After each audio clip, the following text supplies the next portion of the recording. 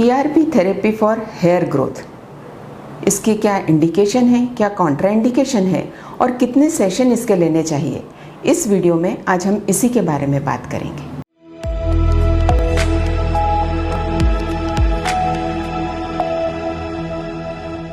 नमस्कार, मैं doctor Seema Garg, diplomate of American board of hair restoration surgery and fellow international society of hair restoration surgery.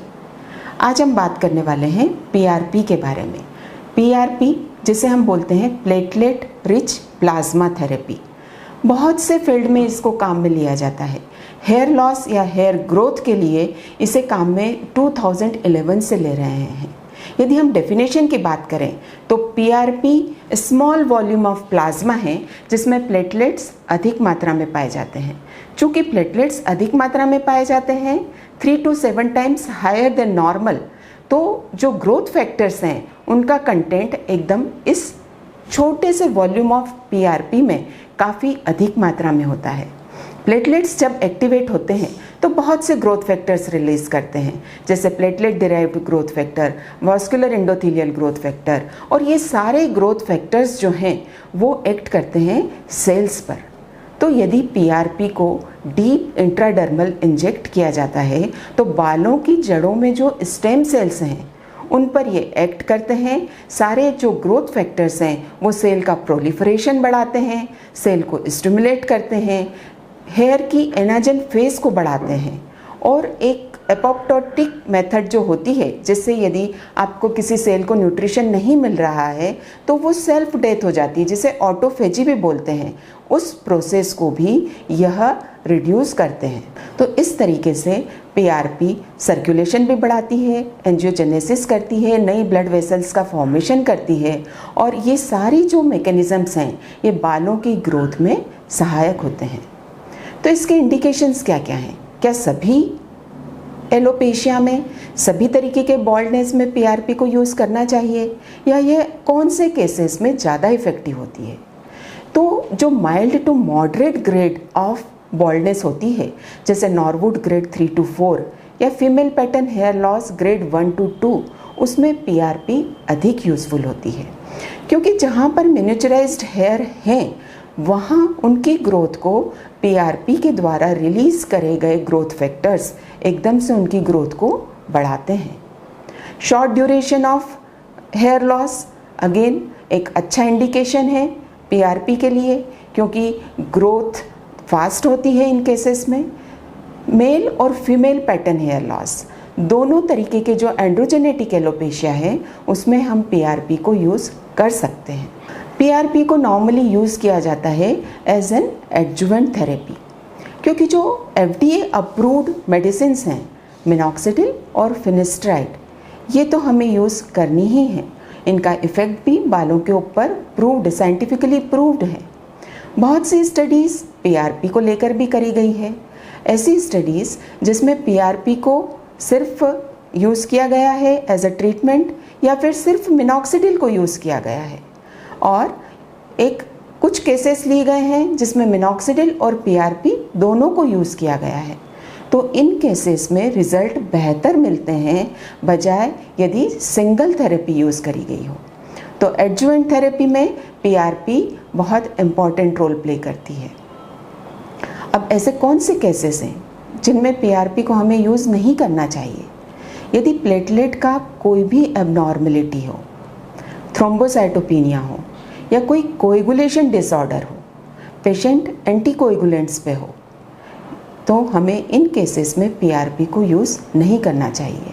और सबसे important, यदि patient के unrealistic expectation है, यदि उसे लगता है कि पीआरपी थेरेपी करा लेने मात्र से उसकी बहुत नई ग्रोथ आ जाएगी, उसके बाल एकदम से अच्छे हो जाएंगे, तो यह एक अनरियलिस्टिक एक्सपेक्टेशन है।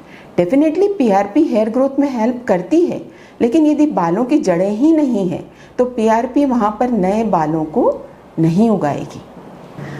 हमारे सेंटर पर हमारा यह एक्सपीरियंस रहा है कि पीआरपी थेरेपी का एक सेशन देने के बाद ही बालों का गिरना कंट्रोल होता है या रिड्यूस होता है। पीआरपी के कितने सेशंस लेने चाहिए और इसका ट्रीटमेंट इंटरवल कितना होता है, यह मोस्ट कॉमन क्वेश्चन है। तो नॉर्मली पीआरपी के 3 सेशंस एक एक महीने के अंतर पर लेने चाहिए। एक एक महीने के अंतर पर 3 सेशन लेने के बाद हमें विजिबल डिफरेंस दिखना शुरू हो जाता है, बालों की डेंसिटी बढ़ जाती है, ओवरऑल थिकनेस बढ़ती है, वॉल्यूम बढ़ता है। इसके बाद हम 3 से 6 महीने के अंतर पर मेंटेनेंस थेरेपी ले सकते हैं।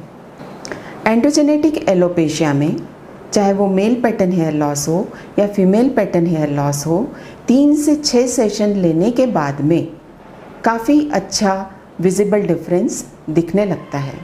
इसकी कई स्टडीज़ अवेलेबल हैं। सक्सेसफुल पीआरपी ट्रीटमेंट के लिए ज़रूरी है कि पेशेंट का प्रॉपर सिलेक्शन हो और जो टेक्निक है पीआरपी को प्रिपेयर करने की वो प्रॉपर हो।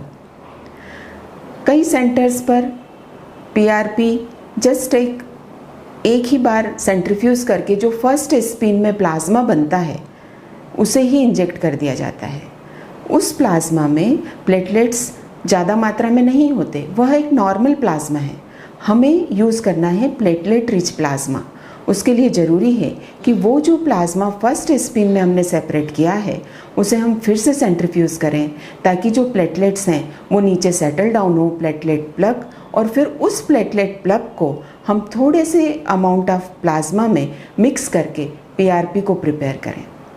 तो यदि प्लेटलेट रिच प्लाज्मा को यूज़ नहीं करेंगे, प्लेन प्लाज्मा को ही यूज़ कर लेंगे, तो डेफिनेटली उसका हमें इतना एडवांटेज नहीं मिल पाएगा।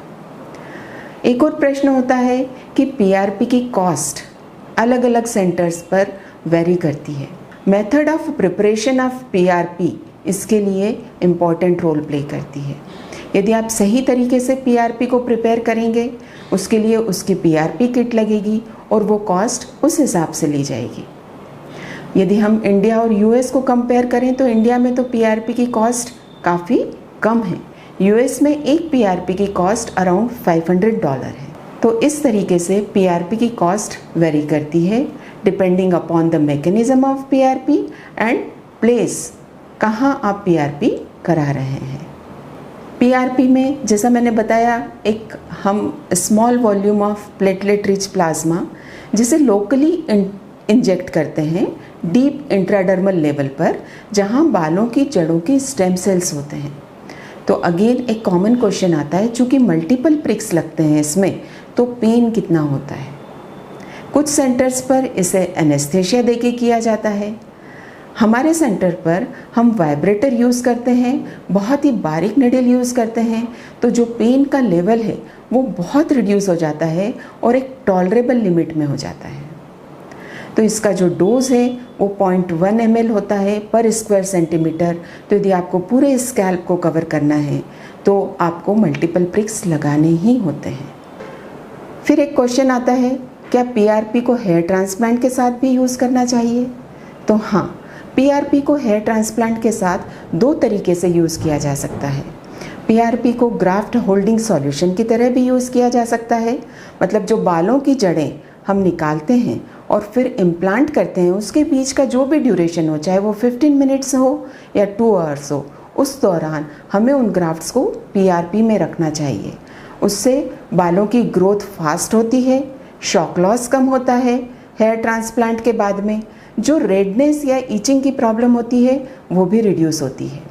दूसरा तरीका है पीआरपी को यूज़ करने का, जो रिसिपिएंट एरिया है उसका जो एडजॉइनिंग एरिया जहां हम ट्रांसप्लांट नहीं करने वाले हैं वहां पर पीआरपी को इंजेक्ट किया जाता है।